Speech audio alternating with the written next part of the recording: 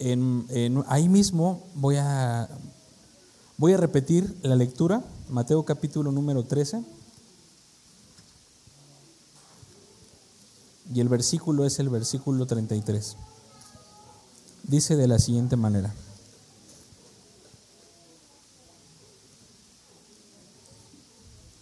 Mateo capítulo número 13 y versículo 33. Voy a pedirles que se las entreguen aquí al frente para que hagamos una oración por ellas. Vamos a leer la lectura y hacemos la oración también por nuestras hermanas. Mateo capítulo número 13 y versículo 33. Dice así: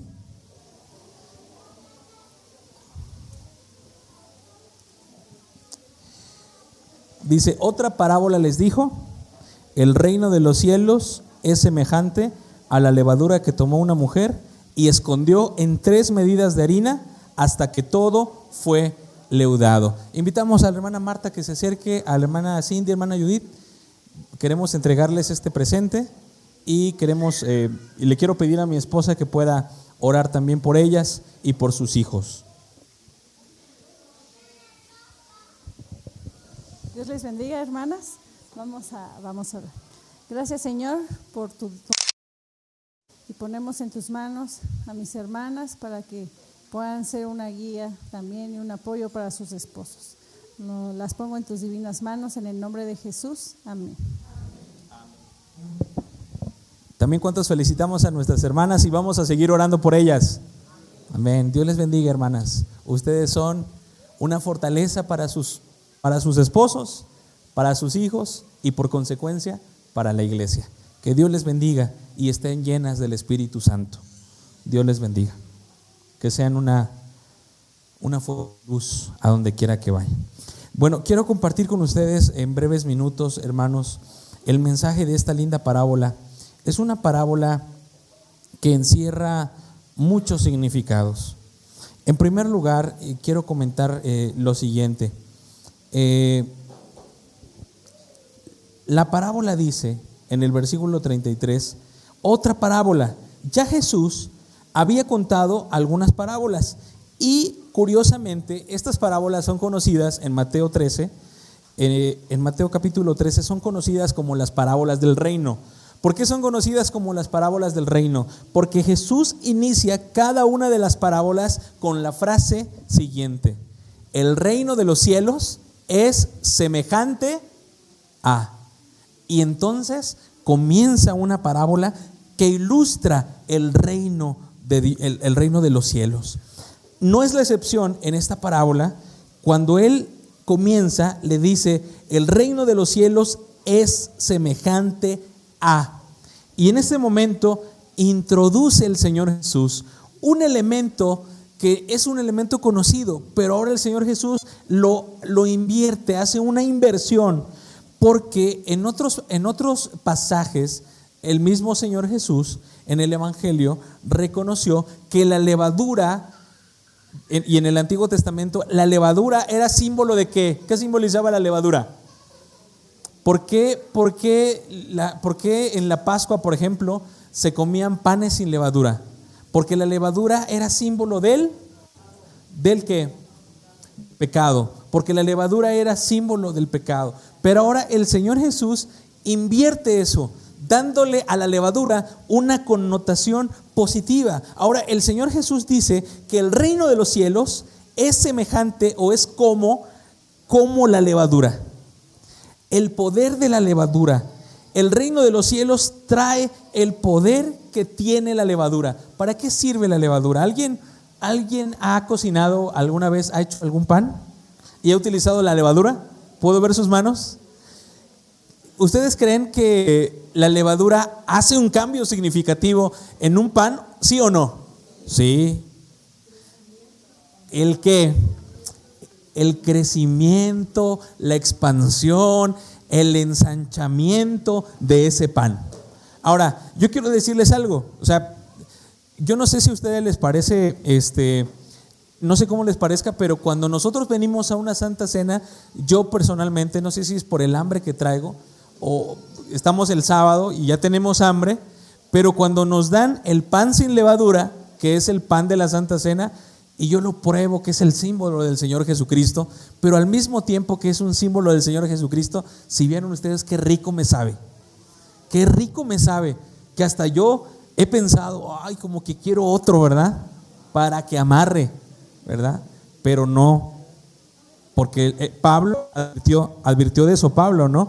La cena del Señor no es para glotonería, pero qué rico me sabe, y al mismo tiempo cae en el estómago, satisface, y después viene el jugo de la uva, que también es como un bálsamo, y todo lo que representa. Qué maravilloso, qué maravilloso. Ahora, quiero compartir con ustedes que la levadura, dice que el reino de los cielos es semejante a la levadura. Es decir, el reino de los cielos es como la levadura. Aquí la semejanza es la levadura. El poder que tiene la levadura es como el reino de los cielos. Si nosotros ponemos ese énfasis, nosotros entendemos de mejor manera la parábola, porque entonces nosotros vamos a comprender qué es el reino de Dios, qué es el reino de los cielos. Y Jesús dice, el reino de los cielos es como la levadura, es semejante a la levadura, pero no a cualquier levadura, sino a una levadura que una mujer tomó. ¿Quién tomó la levadura? La mujer. ¿Y qué hizo? La escondió en 3 medidas de harina hasta que todo fue ¿qué? Hasta que todo fue leudado. Quiero compartir con ustedes, hermanos, el reino, hablando acerca del reino de los cielos. No se refiere el reino de los cielos solamente a la Nueva Jerusalén o a un lugar físico, a un territorio, a un lugar físico en el cielo o en la tierra.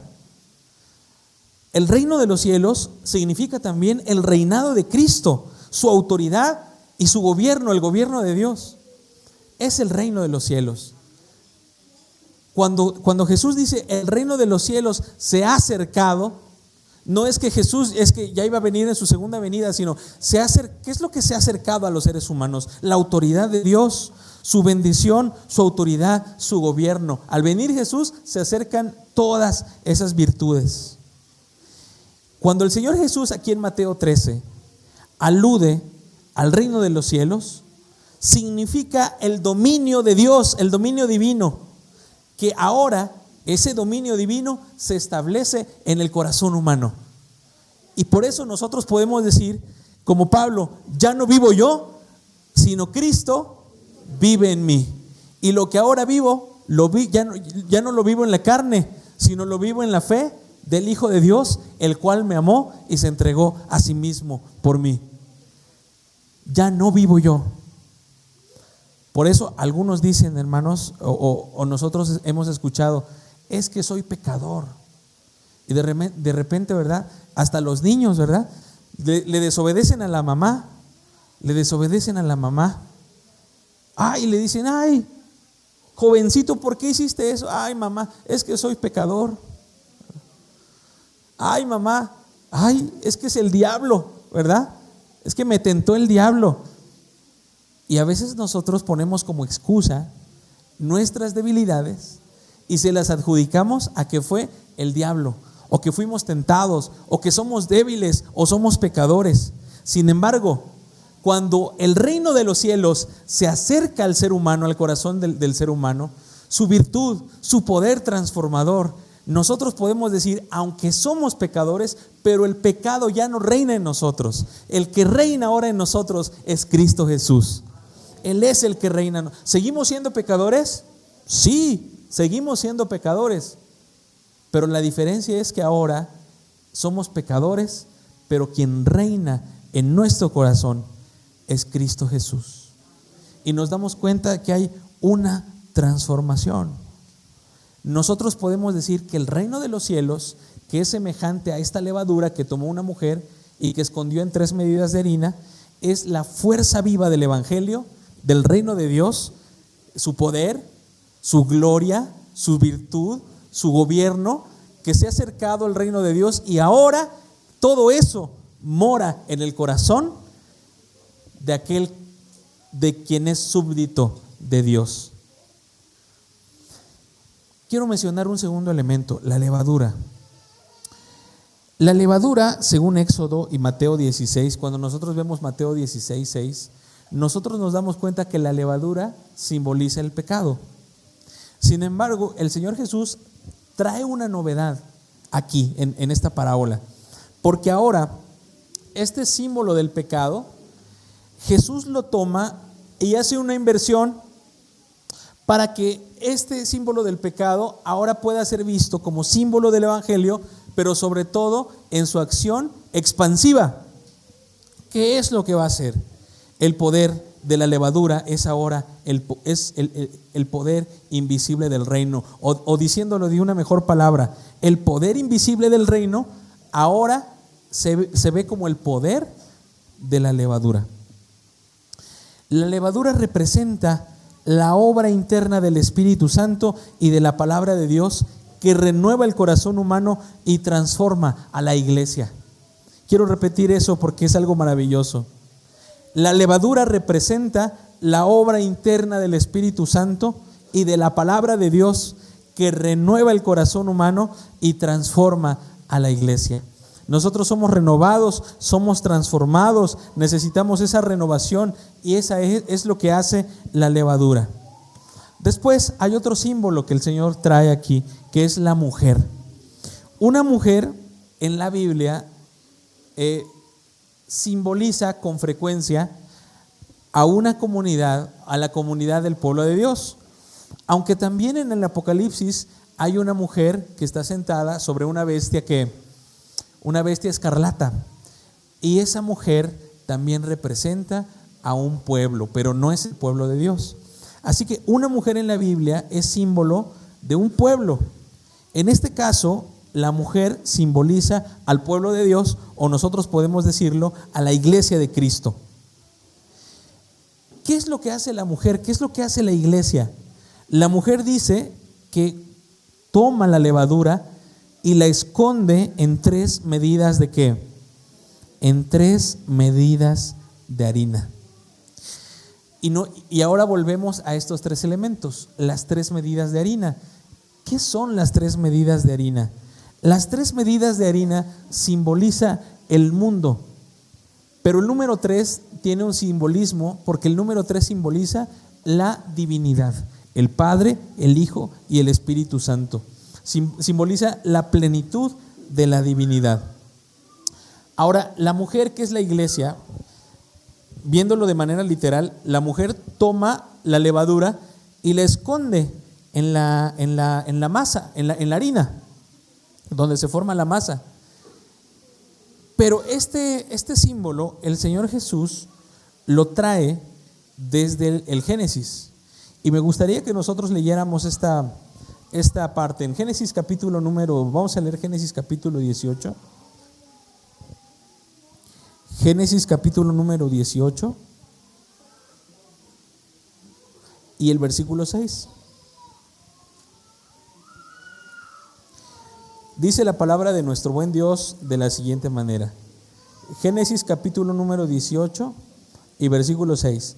Dice: entonces Abraham fue deprisa a la tienda, a Sara, y le dijo: toma pronto 3 medidas de flor de harina y amasa y haz panes cocidos debajo del rescoldo. ¿Saben, hermanos, que estas 3 medidas de harina es lo equivalente a 10 kilos?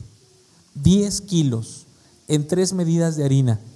Es decir, quiero rápidamente mencionar que a Abraham y a Sara los estaban visitando nuevamente. ¿Cuántos ángeles los visitaron, o cuántos visitantes? Eran 3. Por eso mandó a hacer 3 medidas de harina, una para cada uno. Pero estas medidas de harina simbolizan un banquete, porque para una sola persona, una medida de harina, estamos hablando por ahí que son un poquito más de 3 kilos. Para una sola persona Estamos diciendo que ustedes han hecho gluten, ¿verdad? Las hermanas saben. 3 kilos de harina para una persona, y luego que es traducida ya en pan, que todavía se va a multiplicar, es muchísimo para una sola persona. Este es un banquete. Abraham y Sara quieren ofrecer a sus 3 invitados un banquete. Hay abundancia. ¿Y qué fue lo que para Jesús? Lo que hace todavía más abundante es la acción de la levadura. Quiero ahora entonces mencionar lo siguiente. Sara prepara 3 medidas de harina. Estas 3 medidas de harina tienen que ver con la adoración, el servicio y la comunión con Dios. Miren, por ejemplo, Abraham va deprisa, entra a la tienda de Sara, y Sara lo que hace es comienza a amasar y hacer los panes cocidos. Hay una acción de servicio, comienza el servicio. En ambos casos, hermanos, y esto es algo muy interesante, porque algunos dicen, no, es que Dios no, para Dios el tiempo no existe. Para Dios el tiempo no existe. Pero en estos 2 casos, tanto en el caso de Abraham y Sara, como en el caso de que Jesús está ilustrando, en ambos momentos Dios entra en la esfera humana. Dios entra en el mundo del creyente, que el creyente prepara y recibe, y entonces comienza la transformación para una bendición total. Lo que Dios está haciendo es que Dios está entrando en la casa de Abraham y Sara.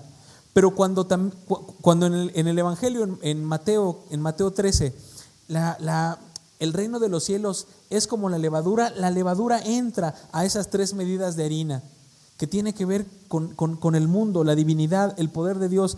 Entra a la iglesia, el Espíritu Santo es derramado a la iglesia para que entonces la iglesia y el poder del Espíritu Santo hagan una acción expansiva, maravillosa del reino de Dios. Dios está entrando en la esfera de lo humano. Y para esto quiero mencionar lo siguiente. Cuando Abraham en Génesis 15 es uno de mis pasajes favoritos. Cuando Dios platica con Abraham, lo que le preocupa a Abraham, fíjense, apreciados hermanos, lo que le preocupa a Abraham no es el estado de espiritual de su familia, porque él había sido llamado de Ur de los Caldeos. A Abraham no le interesan tanto las cosas espirituales. Lo que Abraham estaba preocupado, o de lo que Abraham estaba preocupado, era todo esto que yo tengo. Cuando yo me muera, no tengo ningún hijo, nadie lo va a heredar, sino lo va a heredar un damaseno, Eliezer. Esa era la preocupación, y empezó a hablar con Dios y empezó a decirle a Dios, y Dios se manifestó. Dios obró.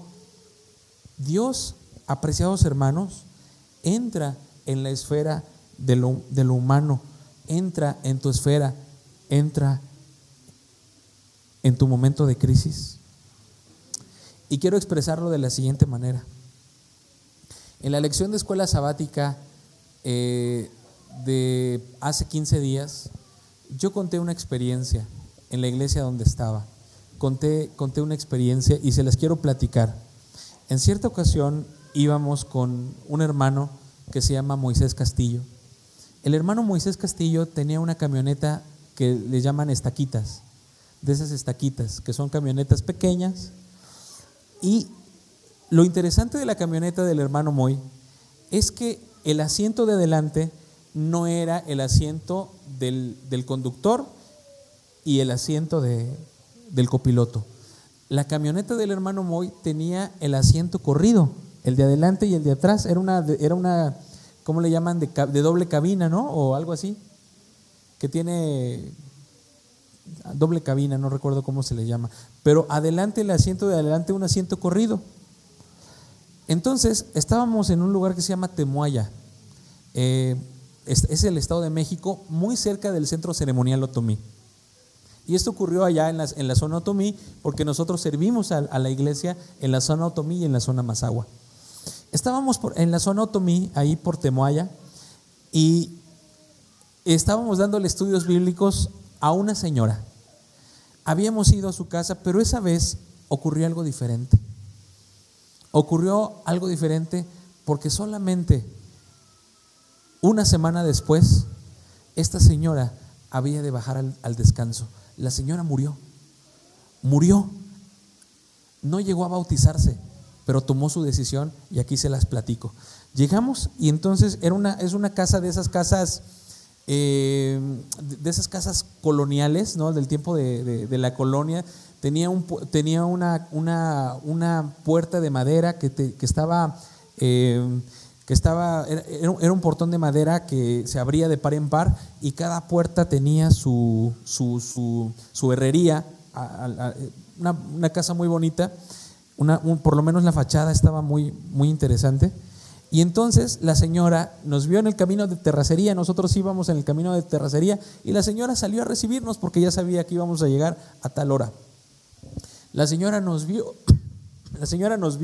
desde lo lejos y entonces nos esperó en la puerta. Nos bajamos las cosas, venía el hermano Moisés manejando y venía yo del otro lado. Así veníamos, el hermano Moisés venía manejando y yo estaba aquí. Entonces cuando nos bajamos de la camionetita, pues pasamos, saludamos ahí en la entrada, pero vimos que la señora no nos pasaba a su casa, ¿no? Y entonces pasaron 3 minutos, 5 minutos y la señora nos hacía la plática ahí. Y entonces yo tomé la iniciativa y digo, bueno, pues entonces pasemos, ¿no? Teníamos como 6 minutos, pasemos, ¿qué le parece si comenzamos el estudio? Y dice, pues bueno, está bien, pásenle. Y entonces ella dice, pero ¿no va a venir su otro compañero? Y pues le digo, no, nada más venimos nosotros 2. Y entonces ella dice, no, ¿cómo que 2? ¿Vienen 3? Yo clarito los vi desde que venían hasta que se estacionó la camioneta. Vi a 3 que venían. Venía el hermano Moy, venía otra persona aquí y usted venía al extremo. Y yo dije, no, nada más somos 2. Le digo, nada más somos 2. Y entonces ella sale y dice, no, vi a 3. Y entonces salió y se asomó. Y entonces yo ya no discutí más. Y nada más me le quedé viendo al hermano Moy. Y los 2 le hicimos así. Le dije, mire, pues nada más venimos 2. Pero el otro que venía, estamos seguros que es el ángel del Señor. Ese día, esa tarde, ella tomó su decisión de bautismo, firmó su voto bautismal.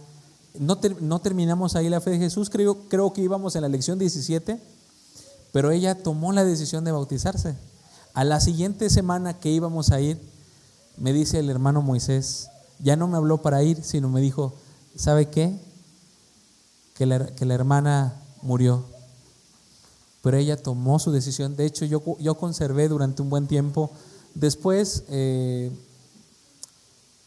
se perdió, pero yo conservé su voto bautismal de que ella había firmado y que estamos seguros que aunque ella no se bautizó porque no pudo hacerlo, pero ella tomó la decisión del bautismo, firmó su voto bautismal. Nosotros esperamos la bendita promesa que ella pueda también recibir la corona de la vida eterna. Es lo que nosotros esperamos. Hermanos, Dios entra en la vida del ser humano. Dios actúa en nuestra vida de manera insospechada. Hay personas que creen que Dios está muy lejos. Hay personas que dicen, no, el Señor tarda en venir, o el Señor a Dios lo ven como si fuera un extraño que está lejos, pero no. La Biblia nos dice que Dios está con nosotros, Dios está aquí, Dios se encarga a través de la administración de los ángeles, a través de Jesucristo. Dios se encarga de estar con su pueblo, de estar con su iglesia. Dios se encarga de estar con nosotros. Y de esa manera, Dios entra con Abraham y Sara a través de los ángeles. Son tres ángeles. Y también en la parábola que cuenta Jesús, el reino de Dios entra al mundo a través de lo que hace la mujer, es decir, a través de lo que hace la iglesia. Dios entra para dar bendición a muchas personas. Hoy quiero compartir con ustedes pues que esta sencilla parábola tiene mucho significado, porque nosotros, viéndolo bien, así, hermanos y hermanas y hermanos, nosotros, si nosotros pudiéramos dar un significado, nosotros somos esa levadura, y que corresponde con lo que dijo Jesús: vosotros sois la sal de la tierra. El sabor que entra, el sabor que le da la sal a toda la tierra. El Señor Jesús dijo: vosotros sois la luz del mundo. Y de esta manera también, hermanos, nosotros somos la levadura que va al mundo para que el evangelio comience a expandirse, a expandirse, a expandirse. La levadura representa la obra del Espíritu Santo en el corazón humano, y la harina es el mundo, pero también la harina es el corazón del ser humano, de cada uno de los seres humanos. Así pues, el uso de las 3 medidas de harina que Jesús hace es un símbolo también de las 3 medidas de harina que Abraham y Sara prepararon para los visitantes. El evangelio que fermenta la tierra hasta que el reino se manifieste plenamente cuando venga Cristo Jesús. Y quiero hacer un resumen para entonces hacer una invitación. Las 3 medidas de harina representan la totalidad del mundo en ese gran banquete final, en el cual, como dice el himno, del norte y del sur vendrán trofeos del Redentor, las islas del mar sus joyas darán, que anuncien al Salvador cuando vengan todos los redimidos, los que estén vivos y los resucitados. Ese gran banquete representa el ensanchamiento total del reino de Dios, la obra completa de la levadura, la plenitud del mensaje, y ahora se ve reflejado en ese momento cuando el Señor Jesús venga. Ninguno de nosotros puede decir que lo que nosotros hacemos no importa. Una sonrisa, una palabra de amistad, un mensajito, un saludo cordial, todo suma para que las personas puedan ver a Cristo Jesús en nosotros y a través de nuestra iglesia. Hoy yo quiero hacer un llamado, apreciados hermanos, porque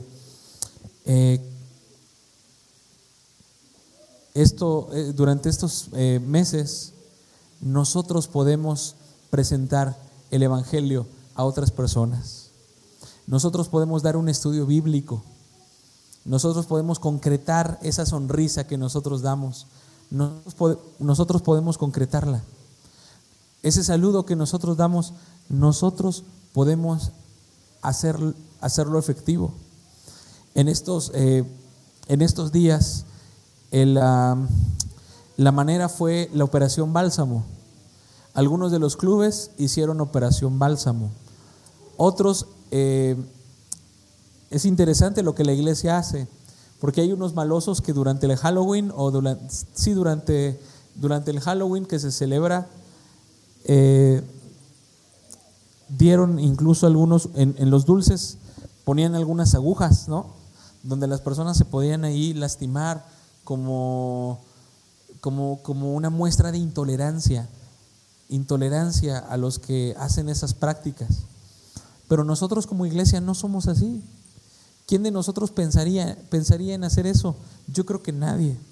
Lo que la iglesia ha hecho es que ha puesto mensajes que hablan de la vida y aclaran lo que la Biblia dice acerca de la muerte, pero nadie lastimar a los demás. Se acerca una de las fechas muy interesantes, es el 12 de diciembre. Ustedes saben lo que hay el 12 de diciembre, ¿no? Comienza lo que se llama en nuestro país un maratón, ¿sí o no? ¿Cómo se llama ese maratón? Empieza el maratón Guadalupe Reyes. ¿Alguien tiene un plan para esas fechas? Bueno, yo quiero compartirles que lo que vamos a hacer, no nosotros, ¿verdad? Sino yo. ese día, ese la oportunidad de hablar de la segunda venida de Jesús. Y me animé porque ahí estaba el muchacho que estaba cantando conmigo, un muchacho de la iglesia, y empezó a cantar: cuando suene la trompeta en el día del Señor.